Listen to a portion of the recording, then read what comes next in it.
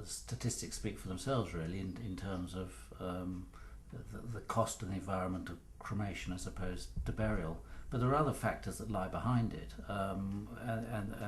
those relate to such things as diversification within the farming industry and land values and so on. I mean, if there was a shortage of land in this country, I doubt if green burials would actually have happened at all, because after all, cremation came out of, or cremation was introduced and developed at a time when firstly people thought it was a clean and hygienic thing to do, but also at a time when land was needed to produce food.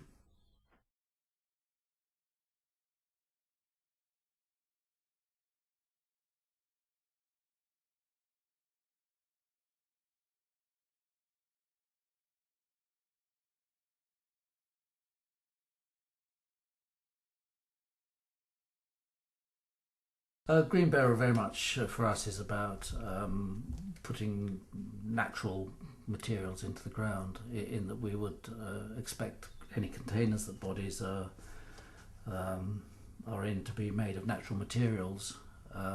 We would not accept a body that's been embalmed unless it's been embalmed with a ecologically sound embalming fluid, which is available.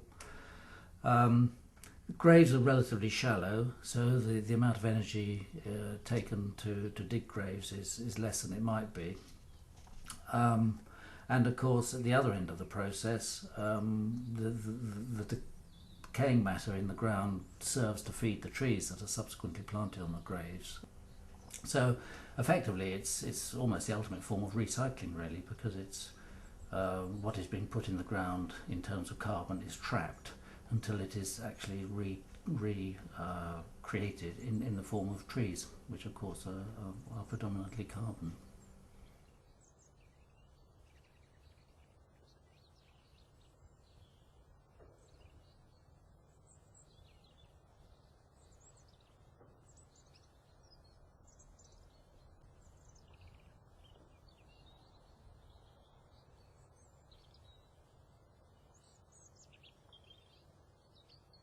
Are the graves marked in any way, like GPS global positioning of where the bodies are, or is it just records which you hold in the office? The graves are laid out on a grid, and obviously we have records that relate to that grid. In the longer term, bearing in mind that at the moment it is easy to identify where graves are, but in the longer term I think GPS might be the answer here, particularly because we have low density, and most of the graves are in the region of 3 to 4 meters apart.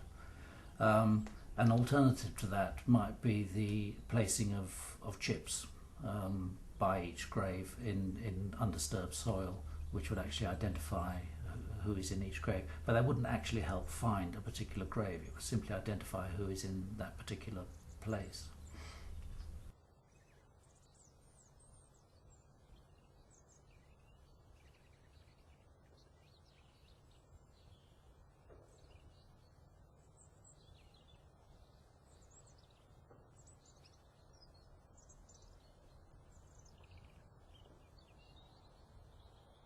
The use of the word green, it has come to mean ecologically sound, or related to saving the planet, or in whatever other form people wish to think about the subject.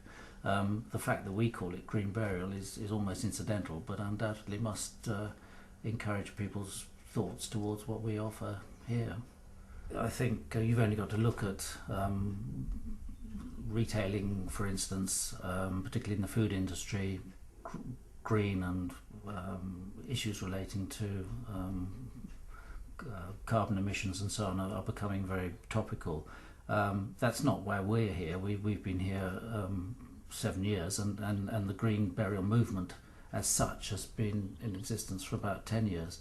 I think there's a risk that it may become overworked.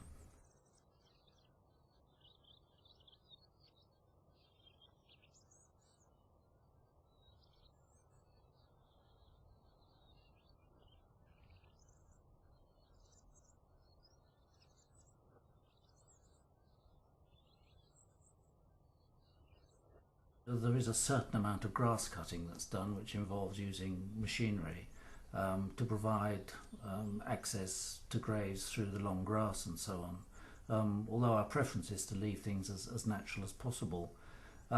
Unfortunately, that makes it quite difficult to grow things here as well. So there is a certain amount of intervention, but we don't use chemicals. Although I will confess to spraying the nettles occasionally. But the nettles only grow because the ground over the years has an awful lot of nitrogen put on it in the days when it was pasture land. But we try and strike a balance between keeping it natural and providing a bit of structure so that people feel it is organised and it can enjoy the environment when they visit here. The graves are dug by Mini Digger. I'm afraid it comes down to economics because we can dig a grave in about an hour and a half with a Mini Digger, whereas it would take all day to do it by hand, combined with the fact that the soil here is extremely dense and actually is almost impossible to cultivate, which is why it's only ever been used for pasture purposes, and why in years before that it was only used for woodland purposes because people simply had no means of cultivating it. Running a Mini Digger for an hour actually uses extremely little diesel, as it happens, so the carbon CO2 production in that respect is very small. So you don't feel the sort of usage of carbon fuels and sort of electricity is counteracting the good you're doing through the green burials? Well, undoubtedly that is the case, but you can't run a computer any other way. And short of using paraffin or something, there's no other practical way of lighting the place. I suppose we could heat it with a wood-burning stove, but that's not a particularly practical way of running a business. It's about economics at the end of the day. In terms of electricity, our office, which is here on site, the only practical way of heating and lighting this place is using electricity. Although we have thought about the possibility of putting wind generators on the roof because it's a windy place. Even during the summer months, there's a fair bit of wind. But that's something to be researched, and we'd have to invest the economics of it. But our electricity consumption here, bearing in mind that there are only two people who work for the business on a full-time basis, is minimal. This office, although it is fairly substantial in construction, is designed so that it can be easily removed. The car parking area and even the access road could easily be moved. It's simply made of crushed limestone and could easily be lifted. In fact, the long-term plan would be to reduce the size of the car park, but probably leave it so that people could still visit and come here and enjoy the woodland facilities.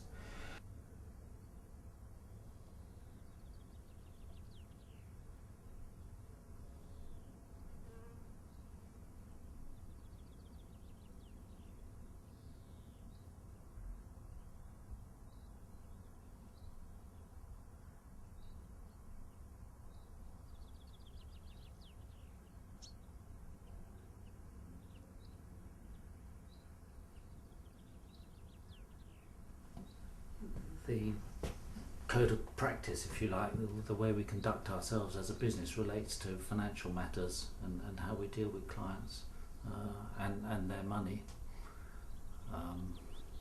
rather than the ecological issues. Just on a personal note, I mean, have you thought about how you'd want to be buried, or have you had any thoughts about how you'd want to be?